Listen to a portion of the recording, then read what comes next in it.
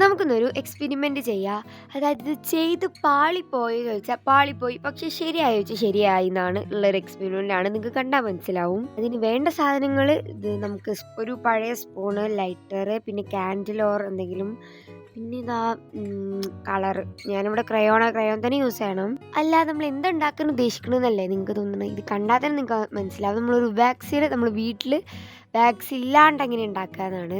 ഇൻസ്റ്റഗ്രാമിൽ ഞാൻ എൻ്റെ ചേച്ചീൻ്റെ കണ്ടിട്ടാണിത് എനിക്ക് എങ്ങനെയെന്ന് മനസ്സിലായത്. പക്ഷെ ഞാൻ ഉണ്ടാക്കുന്ന പോലെ അല്ല ചേച്ചി ഉണ്ടാക്കുന്നത്. ഞാൻ എൻ്റെ രീതിക്കാണ് ഉണ്ടാക്കുന്നത്.